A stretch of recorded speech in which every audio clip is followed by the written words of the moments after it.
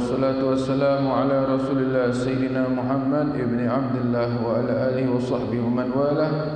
Wala hawla wala quwwata illa billah. Amma ba'd. Alhamdulillah, Allah mengumpulkan kita kembali dalam rangka yang mulia, menuntut ilmu, mengkaji daripada sirah nabawiyah, kitab Tarikhul Hawadis wal Ahwalin Nabawiyah di Sayyid Muhammad bin Alwi al-Maliki. Mudah-mudahan ini bermanfaat buat kita semuanya. Ketahuilah bahawa Nabi kita Muhammad sallallahu alaihi wasallam bersabda, anna dunya yu'tillahu liman yuhib wa man la yuhib. Sesungguhnya dunia, ya, maksud dunia di sini orang jadi kaya, orang jadi pangkatnya tinggi, jabatannya Masya Allah, itu dikasih kepada orang yang Allah cintai dan Allah tidak cinta. Yang Allah cinta dikasih orang soleh, ada. Yang Allah nggak cinta dikasih juga. Itu dunia. Allah nggak cinta sama nih orang, malah Allah benci, dikasih dunia. Wal ilm, tapi ilmu Allah nggak bakal kasih kecuali kepada orang yang Allah cintai. Minal abrar, daripada orang-orang pilihan. Jadi beruntung Pak, mudah-mudahan kita termasuk orang pilihan Allah Subhanahu wa taala. Jadi orang yang mau kaji ilmu apapun, yaitu ilmu agama terutama. Ya, ilmu agama, ilmu yang mana kau pelajarin, kau makin kenal dengan Allah, takut dengan Allah, kenal dengan Nabi Muhammad, cinta dengan Nabi. Ya, ilmu tersebut itu Allah pilih orangnya, enggak sembarangan. Walhamdulillah, mudah-mudahan kita menjadi orang yang istiqamah, insyaallah. Kita melanjutkan pelajaran yang sebelumnya, ya, masih tentang hijrahnya Nabi Muhammad sallallahu alaihi wasallam, ya. Maka kemarin ketika Rasulullah sudah berhasil melewati daripada kepungan kaum kafir Quraisy yang ingin membunuhnya beliau, yang mana kemarin digantiin posisi ranjangnya oleh Sayyidina Ali bin Abi Thalib. Kemudian Rasulullah keluar dengan santai, ya, sampai menemui Sayyidina Abu Bakar, mengasih kabar bahwa Allah mengizinkan untuk berhijrah. Sayyidina Abu Bakar sangat senang, sangat bahagia, ya, karena menemani Nabi Muhammad sallallahu alaihi wasallam untuk hijrah ke Madinah. Kemudian, ya, dipersiapkan kudanya. Kemudian Sayyidina Abu Bakar juga menyiapkan segala keperluan apa yang nanti akan dibutuhkan di perjalanan. Maka mereka berdua, Rasulullah dan Sayyidina Abu Bakar, keluar ke hijrah tadi tersebut ke Madinah secara diam-diam. Tidak ada yang mengetahui keluarnya Nabi Muhammad, hijrahnya Nabi, kecuali Sayyidina Ali dan keluarga yang Sayyidina Abu Bakar. Gak ada yang mengetahui kecuali Sayyidina Ali dan keluarganya Sayyidina Abu Bakar Siddiq radhiyallahu anhu. Wa amara Abu Bakar ibnahu Abdullah bin Abi Bakar ayatasamma lahumma ma yaqulun nas fihi ma bi Makkah. Dan Sayyidina Abu Bakar memerintahkan anaknya yang bernama Abdullah untuk mendengarkan apa saja yang nanti yang bakal dikata-katain atau yang bakal direncanakan oleh kaum kafir Quraisy terhadap Nabi Muhammad sallallahu alaihi wasallam. Ibarat kata sekarang mata-mata. Dengerin. Wa amara Amir bin Fahirah maulahu ayar'a ghanamahu naharan, ya, wa yurihu alaihim lailan. Dan memerintahkan budaknya yang bernama Amir bin Fahira, budaknya Sayyidina Abu Bakar, Amir bin Fahira, untuk mengembala kambing. Untuk mengembala kambing di siang hari dan malam harinya. Tujuannya apa? Untuk mengelabui jejak kaki ontaknya Nabi Muhammad dan Sayyidina Abu Bakar. Jadi kalau udah kambing lewat bekas, bingung nanti orang, karena orang dulu tuh patokan pengen cari tahu bukan pakai GPS, belum ada HP dulu, bekas telapakan kaki, apalagi di padang pasir. Wah, itu nampak banget. Kalau di aspal mungkin susah, ya. Kalau di padang pasir pakai penglihatan mata, bekas kaki itu kelihatan. Ini kaki siapa? Orang dulu tuh hebat, tahu. Oh ini kemana tujuannya? Oh ini bekas kakinya siapa? Oh ini kuda atau onta? Oh ini manusia. Oh ini manusianya gede, ini kecil. Tahu semua, ada ilmunya. Jadi perintahkan Amir bin Fahirah, budaknya tadi, memelihara kambing untuk mengelabui musuh daripada mengikuti jejaknya Nabi dan Sayyidina Abu Bakar. Wa kana Asma binti Abi Bakar ta'tihima bit-ta'am. Adapun anaknya yang perempuan Sayyidina Abu Bakar bernama Asma, ini membawakan makanan kepada Nabi dan Sayyidina Abu Bakar kepada mereka berdua ya ketika di Goa Thur. Thur makannya gimana? Dibawain oleh putrinya Sayyidina Abu Bakar, Sayyidina Asma. Dibawa oleh Sayyidina Asma, Sayyidatuna Asma radhiyallahu anha. Wa bainama huma kadzalik id ba'atha Allah al-ankabut, ketika mereka Sayyidina Abu Bakar dan Rasulullah berada di goa, Allah memerintahkan laba-laba, al-ankabut, laba-laba. Maka laba-laba tersebut berada di pintu goa buat sarang, buat rumahnya, jaring-jaring laba-laba. Dan tidak hanya itu, Allah juga memerintahkan pohon ada di depan goa tadi. Kemudian Allah memerintahkan dua burung merpati. Dua burung merpati ada di situ juga, di depan goa tadi. Ada yang riwayat menyatakan bikin sarang, ada yang bilang riwayat lagi menyatakan makan empedu. Sehingga mereka tadi yang diutusin oleh Allah Subhanahu wa taala berada di depan goa. Utusan Allah semua. Laba-laba utusan Allah, pohon utusan Allah, burung utusan juga. Mereka tadi untuk melindungi Nabi Muhammad sallallahu alaihi wasallam. Sampailah kaum kafir tadi, kaum Quraisy tadi, musyrik tadi tersebut sampai ngikutin Nabi itu depan goa. Sampai, tapi nggak tahu kalau mereka itu ada di dalam. Walakin Allah hala bainahum wa baina dzalik, tapi Allah yang menghalangi mereka. Sampai kaum kafir itu nggak bisa melihat Nabi dan Sayyidina Abu Bakar ada di dalam goa. Ketika lagi ada musuh di depan tersebut, turun ayat Al-Qur'an. Fa anzalallahu sakinatahu alaihi wa ayyadahu bijunudin lam tarawha. Maka di dalam surah At-Taubah Allah berfirman, Allah menurunkan sakinatahu, ketenangan terhadap Nabi, wa ayyadahu, dan menguatkannya bijunud, dengan apa? Tentaranya Allah. Siapa tentaranya Allah? Laba-laba, pohon, burung merpati, ya, lantaroha, yang mereka tidak melihat. Jadi Nabi SAW waktu itu di dalam, nggak tahu kalau ada tentaranya Allah, ada laba-laba, ada pohon. Pikiran mereka ya kosong gitu loh. Ternyata di luar sudah ada laba-laba, pohon, dan burung. Allah kasih ketenangan, dikasih tenang, diturunin bala tentara yang mereka tidak melihat. Itu kalau sudah mepet, Pak. Kalau kita sudah menolong agama Allah, kita mepet, pertolongan Allah pasti datang. Nggak bisa kita duga-duga. Semuanya milik Allah, kun fayakun. Kalau Allah udah mau nolong, mau sehebat apapun Anda, pakai secanggih apapun Anda, sebanyak apapun jumlahnya, kalau dengan tentaranya Allah, walaupun satu orang bakal kalah. Memang bisa masuk akal? Semuanya nggak bisa dimasukin pakai akal. Harus dipercayain dengan iman. Akhirnya udah, ketika berada di gua, ya, sampai Sayyidina Abu Bakar ini melihat orang musyrik tadi, ya Rasulullah, kata Sayyidina Abu Bakar, seandainya mereka ngangkat kaki aja, mereka ngangkat kaki, ngelihat kayak gini, itu kita pasti kelihatan. Akhirnya berkata Rasulullah sallallahu alaihi wasallam, "Ma zannuka bitsnaini lillah tsalitsuma." Ya Abu Bakar, jangan sangka kita ini cuma berdua, kita bertiga, ada Allah. Kita nggak berdua, tapi ada Allah.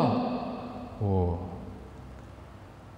Maka dari saat itu juga turun ayat Al-Qur'an yang berbunyi, thaniyatnaini idh huma fil ghar idh yaqulu li sahibihi la tahzan innallaha ma'ana. Mereka berdua ketika berada di gua Hira, gua Tsur, ya, berada di gua Tsur, berkata Nabi Muhammad kepada temannya, janganlah kamu bersedih karena sesungguhnya Allah bersama kita. La tahzan, jangan sedih, sesungguhnya innallaha ma'ana. Tenang baru, nggak takut lagi, nggak gelisah lagi, ya. Sudah, akhirnya orang kafir Quraisy tadi itu ngelihat depan ada laba-laba, ada burung, ada pohon. Nggak mungkin nih, kalau ada orang pasti mau nggak mau rusak. Mau nggak mau juga burungnya kabur. Pohon pasti juga ya rantingnya rusak, inilah. Iya kan? Ya, itulah tadi, kadang-kadang kita ini ditolong tanpa kita sadarin di luar logika kita. Masa dia bisa ngalahin musuh pakai begini doang, kiwirit doang lah, baca zikir doang bisa. Lihat nih gimana Allah untuk menolong Nabi, cuman dikirim sarang laba-laba, sarang laba-laba, pohon, burung, ngalahin jumlah pasukan kaum kafir Quraisy yang banyak, nggak bisa ngelihat Nabi Muhammad SAW. Begitupun juga kita harus yakin, apapun yang kita miliki, ya, untuk melawan kejahatan, melawan kezaliman, baik berupa zikir, wirid, atau apapun itu. Jaga rumah walaupun kita nggak punya CCTV, kita yakin CCTV kita Allah, pantauan yang lebih dahsyat, ya kan? Yang jaga malaikat, insya Allah bisa, asal ya yakin Allah melindungi kita di mana saja. Allahumma ya Allah bersama kita, Allah mantau kita, harus yakin itu. Kalau kita nggak yakin, ya udah. Cuma begitulah yang kejadian kepada Nabi Muhammad dan Sayyidina Abu Bakar. Mereka yakin sekali Allah bersama mereka. Allah selalu mantau mereka, Allah selalu menolong mereka. Kalau sudah bersama Allah, nggak ada siapapun yang kita bakal takutin. Tapi kalau kita nggak mau sama Allah, kita yakinnya Allah nggak ngelihat, Allah nggak sama kita, ya udah. Iman kita pasti tipis dan kita akan melakukan maksiat dan melakukan perbuatan yang Allah murkai. Wal iyad billahi min dzalik. Maka ada kata-kata hadis, kun ma Allah, jadilah kamu bersama Allah. Fa illam takun ma Allah, kalau kamu nggak bisa, kun ma aman ma Allah, jadilah orang yang bersama Allah. Saya orang soleh. Kalau kita nggak bisa dekat sama Allah, dekat sama orang yang bisa dekat diri sama Allah. Duduk di majelis ilmu, majelis zikir, cari orang soleh, cari ustadz, kiai, habaib, duduk sama mereka, insya Allah hati kita lunak. Tapi kalau yang kita dudukin orang-orang fajir, orang-orang fasik, orang-orang yang duniawi, keras terus kita punya hati, nggak takut akhirat. Wal iyad billahi min dzalik. Akhirnya sesudah itu mereka nggak bisa nemuin Nabi, nggak bisa nemuin Sayyidina Abu Bakar. Orang kaum kafir Quraisy ini mengadakan sayembara dengan iming-iming hadiah 100 ontak betina. Yang bisa nemuin Rasulullah, yang bisa nemuin Muhammad, kita akan kasih 100 ontak betina. Baik beliau dalam keadaan hidup ataupun mati. Yang bisa nemuin dalam keadaan hidup ataupun mati akan kita kasih sayembara hadiah berupa 100 ontak betina. Anda bisa bayangin satu ontak sekarang berapa harganya? Sapi berapa ya? Hah? 25? Sapi kurus tuh kali. Sapi yang gendut deh, yang bagus, yang montok. Berapa ya? Anggap 50 juta. Itu sapi yang bagus, sehat. Ini ontak betina. Ontak betina itu atau sapi betina itu lebih mahal. Kenapa? Bisa hamil, bisa nyusu, ada asinya, ya kan? Ontak betina lebih mahal dari sapi tentunya. Anggap 50 juta, anggap kaliin 100, 500 juta. Itu kalau 50 juta pasti lebih. Wah, bikin sayembara orang kaum kafir Quraisy. Sampai bikin sayembara, diumumin tuh Ya, Nabi sama Sayyidina Abu Bakar sudah di gua, udah 3 malam. Tsumman talaqa wa ma'ahu Amir bin Fahirah wa dalilun minal musyrikin istajara Rasulullah sallallahu alaihi wasallam fa akhadha bihim ala tariqis sahih. Akhirnya Nabi pas sudah 3 malam di goa, Nabi jalan lagi. Yang di sono, yang di Mekah, orang kaum kafir Quraisy bikin sayembara. Yang bisa nemuin Muhammad, kita kasih 100 onta. Nabi jalan deh. Sama Amir bin Fahirah, budaknya Sayyidina Abu Bakar tadi juga ikut untuk ngelabui jejak tadi. Terus sama yang penunjuk apa tuh gate-nya tuh bukan muslim loh. Gate-nya itu orang non muslim tapi profesional, dia kerja ya kan.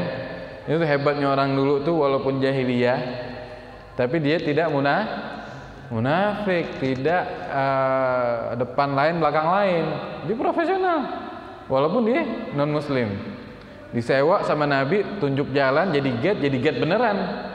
Coba kalau dia khianat, kalau dia bohong, ya kan? Mungkin ditunjukin arahin yang salah. Ditunjukin jalanlah Nabi tadi, Sayyidina Abu Bakar jalan melewatin pinggiran pantai. Jadi Nabi juga ini punya strategi luar biasa, Pak. Yang mestinya misalkan nih kalau kita mau ke Semarang lewat jalan tol, Nabi diputer, nggak lewat jalan biasa, lewat jalan mana, muter dulu gitu loh.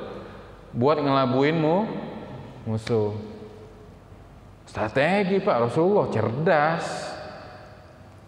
Yang biasanya orang lurus, ini muter lawan arah, terlewat mana itu loh.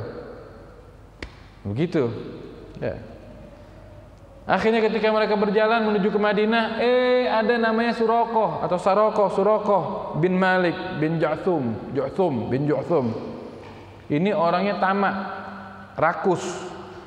Dia dengar ada sayembara dari kaum kafir Quraisy dari 100 onta betina. Akhirnya dia terpanggil ingin bunuh Nabi Muhammad, pengen ngasihin ke orang kaum kafir Quraisy. Dia ngelihat ini siapa nih rombongan, dilihat, oh itu yang dia omongin tadi, ini pasti. Diikutin sama dia, Surokoh. Namanya Surokoh bin Malik bin Ju'thum. Surokoh tadi ngikutin Nabi, ngikutin Sayyidina Abu Bakar. Pas sudah mau dekat ya, dia mau pegang pedangnya dengan kudanya tadi cepat. Pas sudah mau dekat, kuda tadi jatuh. Kudanya jatuh. Dari lagi, sangkin dia udah beriming-iming apa? 100 onta betina, ibaratnya 100 M nih. Berdiri lagi, mau deketin Rasulullah, jatuh lagi. Berdiri lagi, pas 3 kali, jatuh lagi. Ternyata apa? Jatuhnya sebabnya apa? Kaki kudanya itu ditelan sama bumi. Kaki kuda ditelan sama, yang ketiga kali jatuhnya itu nggak bisa berdiri lagi, sampai dia minta tolong sama Rasulullah. Fastanjada bin Nabi sallallahu alaihi wasallam. Dia minta tolong sama Nabi, dia ngomong, aku nggak bakal ngulangin lagi, tolongin aku. Akhirnya pas dia ngomong nggak mau ngulangin lagi, ditolong sama Rasulullah, yaitu kuda tadi masih ditolong tuh sama Nabi. Inti bisa bayangin, masih ditolong sama Rasul. Coba kalau kita Pak, kita bunuh kali, kesempatan lu nggak bisa ngapa-ngapain ya nggak, gue beleh nih. Tapi sama Rasulullah ditolong. Akhir pada waktu itu juga Surokoh mengetahui bahwa Rasulullah ini bukan orang sembarang, bukan orang biasa.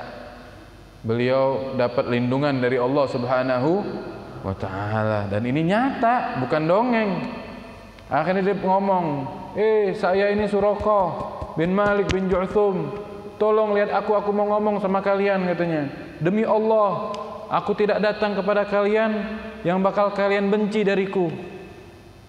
Kata Rasulullah, coba Sayyidina Abu Bakar tanya, dia mau apa? Bagaimana Rasulullah SAW, Abu Bakar coba tanya dia, mau apa dia? Wa ma tabtaghi minna, dia mau apa dari kita? Dia ngapain di sini? Mau ngapain? Mau ngapain dari kita, mau apa? Maka Surokoh berkata, taktub li kitaban yakunu ayatan baini wa bainak. Tolong, Muhammad, tolong catatin kepadaku suatu tanda, alamat yang menunjukkan tanda dari antaraku dan dirimu. Jadi maksudnya kasih aku catatan yang merupakan catatan tadi tersebut akan menjadi tanda kenyataan antara aku dan kamu yang bakal terjadi. Akhirnya udah dicatat oleh Amir bin Fahirah. Dicatat oleh Amir bin Fahirah. Amir bin Fahirah siapa? Budaknya Sayyidina Abu. Disuruh dikasih tahu sama Rasulullah, catat ini. Tulis sama Amir bin Fahirah di tulang atau di daun gitu. Ya, diserahkan ke Suraqah. Yang mana isi catatannya, isi tulisannya begini: Kaifa bika idza labista siwara Kisra. Bagaimana kamu Suraqah kalau kamu nanti suatu saat bakal memakai perhiasan dari Kisra? Bagaimana nanti kamu suatu saat bakal memakai perhiasan dari kerajaan Kisra? Belum kejadian kan? Belum kejadian. Tapi ditulis sama Nabi seperti itu. Subhanallah, dan itu kejadian di zamannya Sayyidina Umar bin Khattab. Ketika beliau di zaman Sayyidina Umar bin Khattab, beliau menaklukkan kerajaan Kisra, dan Sayyidina Umar membawa pada waktu itu taj wa mantigah, mahkota dan ikat pinggang, suatu perhiasan dari kerajaan Kisra. Akhirnya Sayyidina Umar manggil Suraqah bin Malik, dikasihin ke Suraqah, dan pada waktu itu dia ingat dengan catatan yang dia minta, suatu kejadian yang akan terjadi kenyataan kepada dia, antara dia dan Nabi Muhammad. Jadi apa yang diucapin Nabi, apa yang ditulis sama Nabi, apa yang bakal diomongin Nabi, itu pasti kejadian. Shallu ala Nabi Muhammad. Jadi jangan ragu Pak, ya, jangan ragu. Yang Nabi kalau udah bilang ini bagus, lakukan. Nabi bilang ini jelek, tinggalin. Insya Allah buat bermanfaat buat kita, kalau nggak di dunia, di akhirat. Ya. Ala kulli hal, mereka tadi berjalan terus. Sudah Suraqah aja gagal, mau bunuh Nabi, ngikutin Nabi gagal. Nabi sama Sayyidina Abu Bakar jalan lagi, melanjutkan perjalanan ke Madinah. Sampailah mereka tadi di perjalanan di Ummi Ma'bad Al-Khuza'iyah. Ada orang yang bernama, ibu-ibu nama Ummi Ma'bad Al-Khuza'iyah, yang mana Ummi Ma'bad ini punya kambing kurus kering. Punya kambing kurus kering. Maka sama Rasulullah, kambing yang kurus kering tadi dibacain doa, didoain, dipegang dengan tangan yang mulianya. Ya, tentunya ngomong dulu dengan Ummi Ma'bad, nggak main megang aja. Boleh nggak ini kita ini lihat benar kambingnya? Dilihat, oh ini kambing perahan susu, dipegang sama Rasulullah, dibacain doa, itu keluar susu deras, penuh wadah tadi, sampai sahabat Rasulullah, sahabat Sayyidina Abu Bakar minum, yang ini minum, semuanya minum, sampai wadah itu tumpah-tumpah, sampai tumpah-tumpah, ya, sampai penuh. Akhirnya udah, terima kasih Rasulullah. Ummi Ma'bad yang punya kambing, senang apa enggak kira-kira? Senang.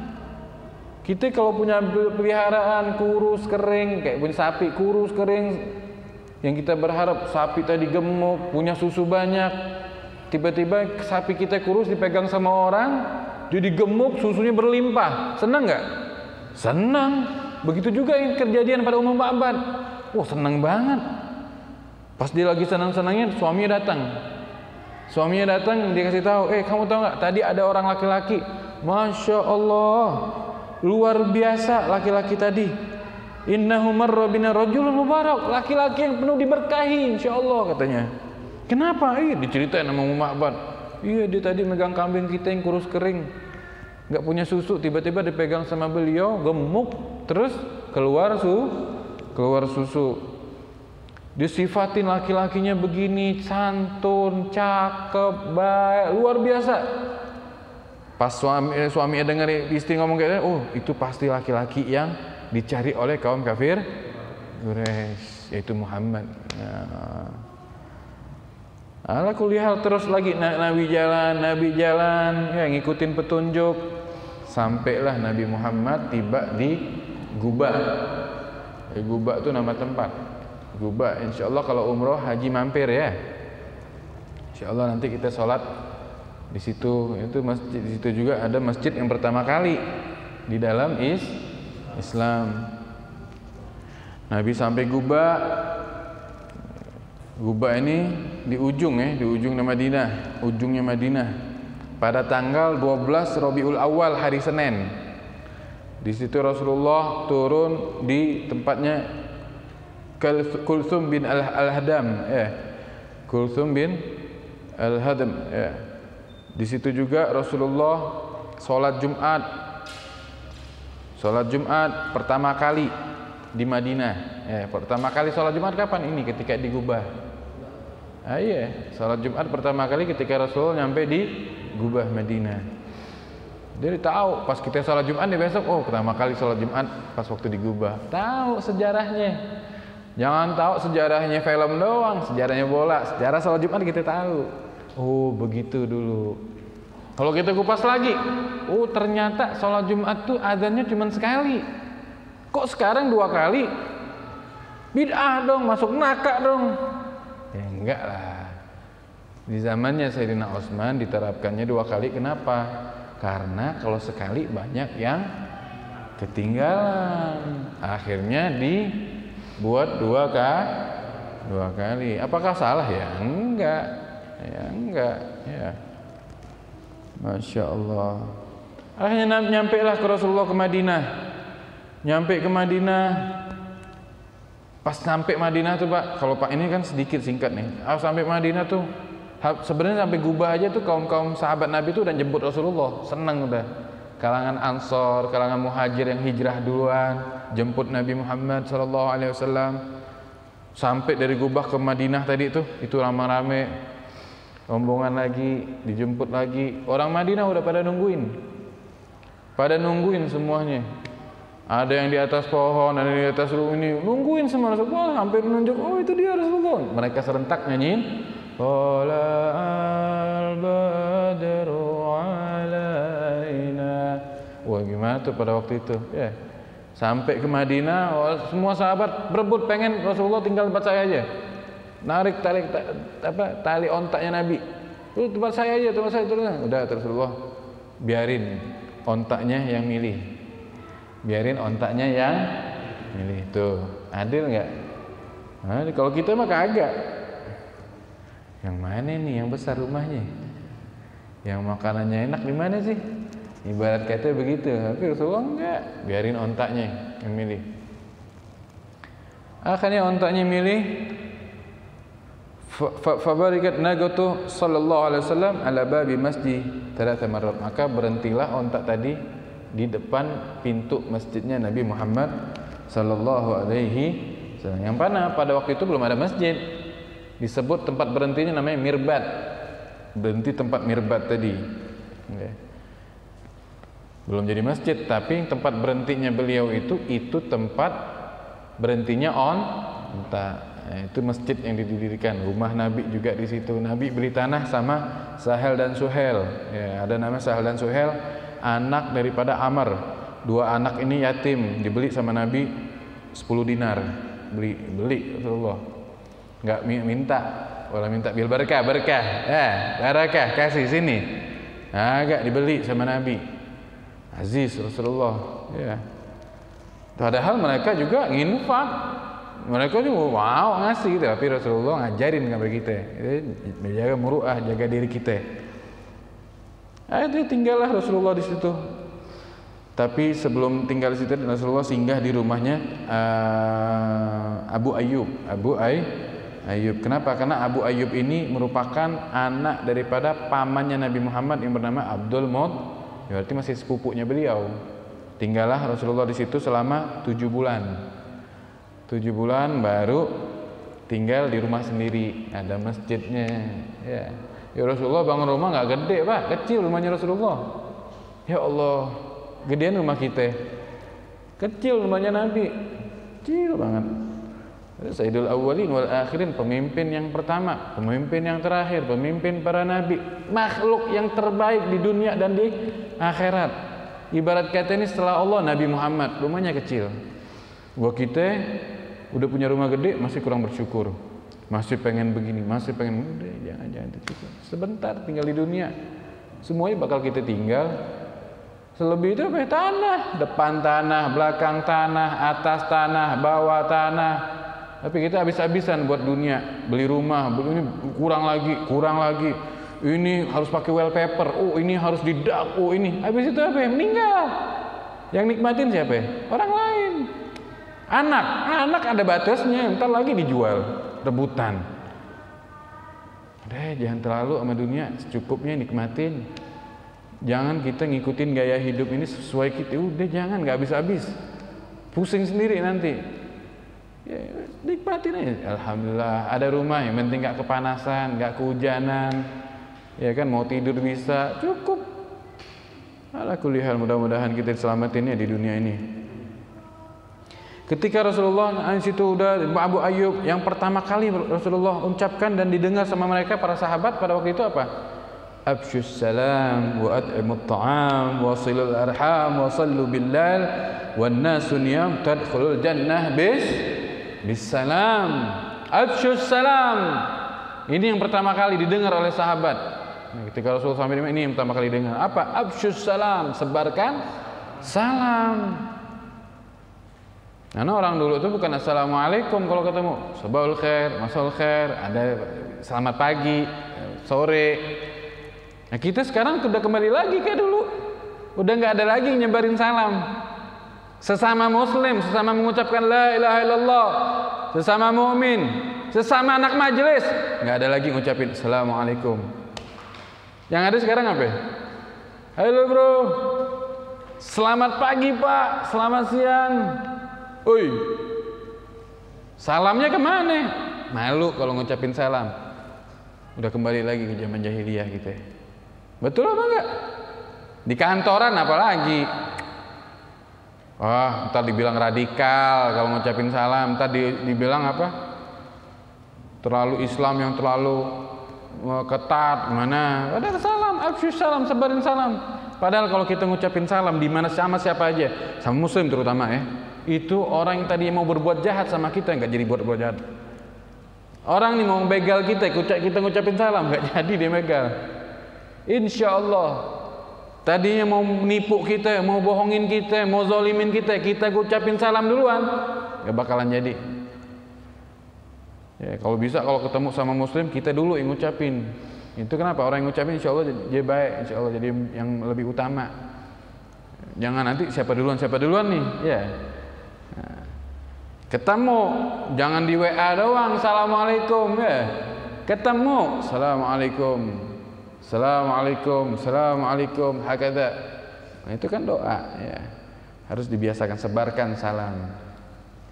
Wa ad'imut ta'am ya, sedekah, kasih makanan.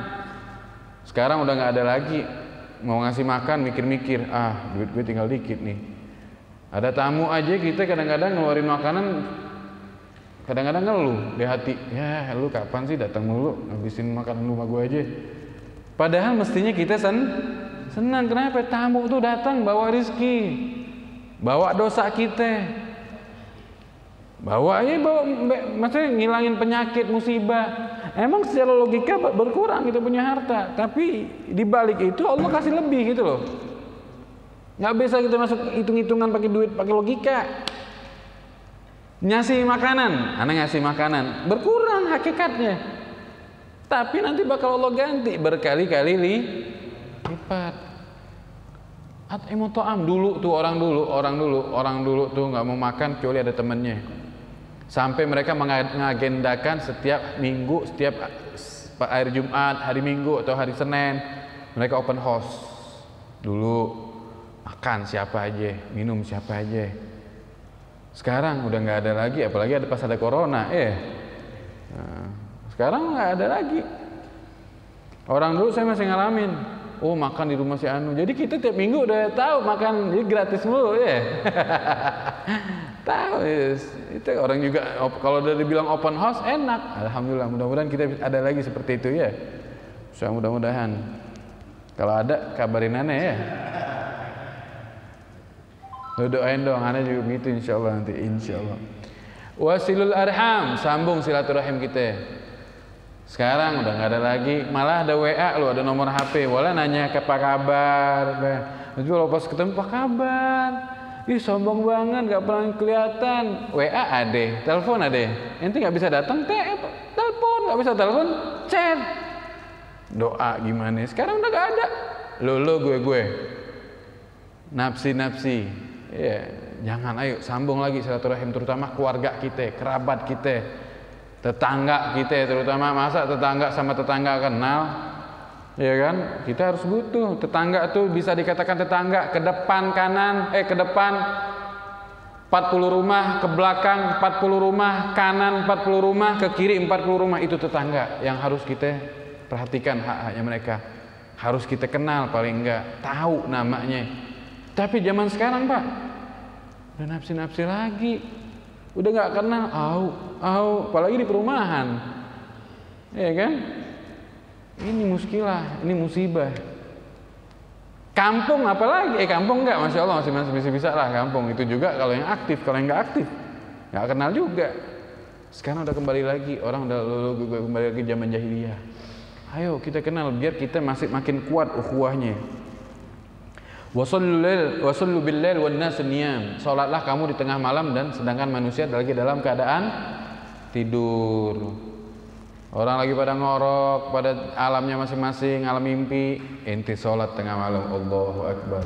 Oh, ajib hada. Jangan bisa begadang nonton bola doang. Begadang nonton bola bisa, bangun bola ngambil wudhu, sholat dulu. Sholat taubat, sholat tahajud, sholat witir. Minta sama Allah. Ini model orang kayak gini, kalau istiqomah Allah bakal kasih apa yang hamba tersebut mau. Kita udah ngeluh, aduh rezeki aneh sempit, susah, sulit. Lo bangun malam gak pernah?